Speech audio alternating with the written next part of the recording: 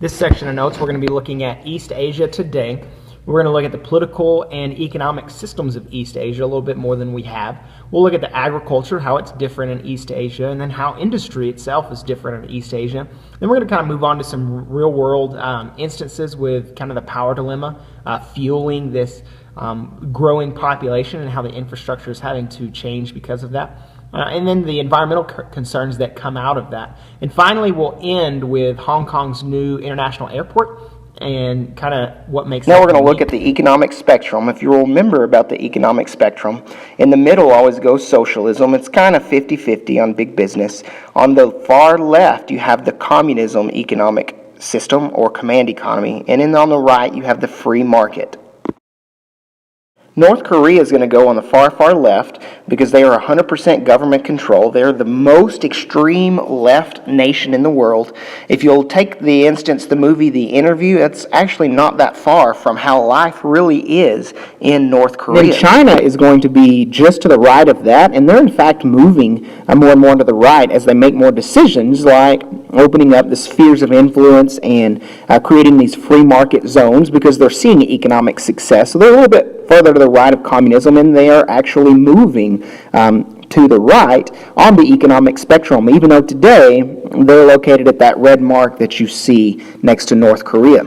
And then just barely to the right of socialism, you'll see a little blue mark, and that's going to be Mongolia. Mongolia is to the right of socialism, but they're a very new democracy, and so they're more towards the communist side almost, based off of their past with the Soviet Union. And then just to the right of that in green, you have Japan. Japan is more towards the free market side than the socialism side, but they're still, based on their traditional past and the way they've come from, they still have a lot of government control in their economy, but they are also moving more and more towards the right, just like we saw with China, but they are presently located in where the green is, a little bit past socialism. And then finally in pink, pretty close to free market, you have South Korea. South Korea is all the way to the right because they have modeled what they saw with the United States. So we kind of helped them out with their economic system and helped give them the economic system they have. And because of that, they're one of the more developed countries of this region. Also because they're focusing on industrialization and manufacturing, but they're becoming more and more developed. Now that I have your attention and I have a little bit, I want to tell you a little story. There once was a man named Bob. Bob didn't have any arms. Knock, knock. Who's there? It's not Bob.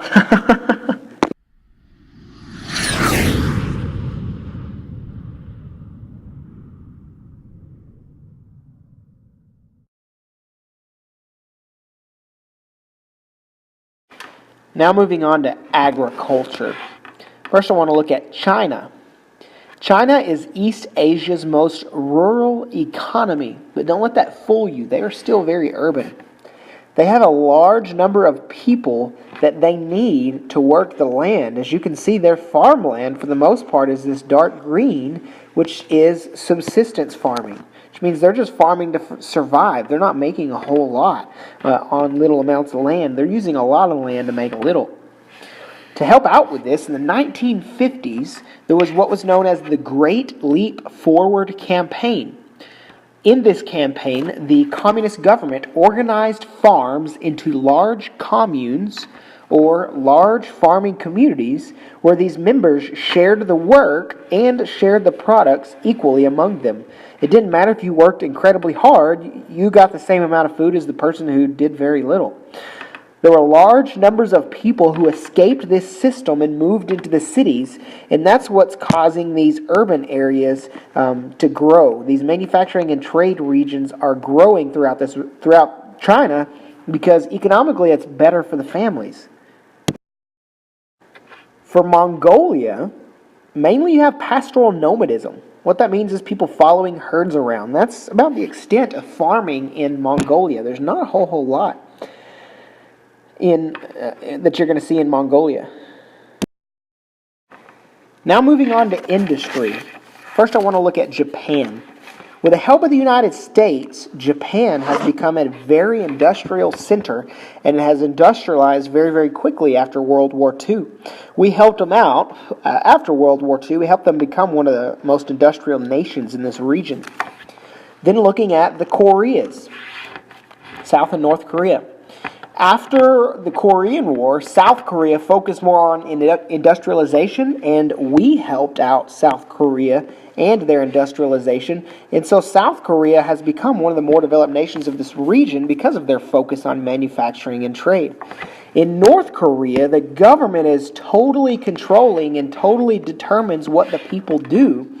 And their industry is focusing on heavy industry. You might remember heavy industry from the Russia unit. That's when you're focusing everything on military-type goods and not consumer goods. And then Taiwan, that little place that the United States considers a country. Taiwan is one of the world's most successful export-based economies because they focus so much on shipping goods out that they are becoming developed as well. And then last but not least, China in their industry. To stimulate the economy, China has produced free market zones.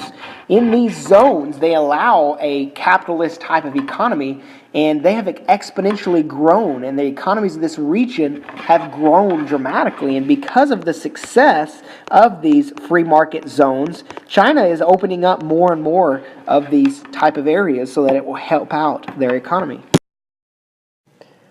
The power dilemma. First, I want to look at the Three Gorges Dam. The Three Gorges Dam is located on the Yangtze River, which your map here is pointing to it. It's naming it the Xiangjiang River, which is referring to the Yangtze River, is what we're calling it. It's kind of a different name there.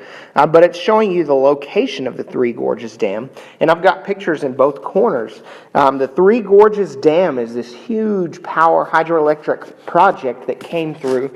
There was a lot of debate on whether or not this should happen because when they dammed up this river, it flooded this side, and a lot of people lost their houses based on the flooding from this.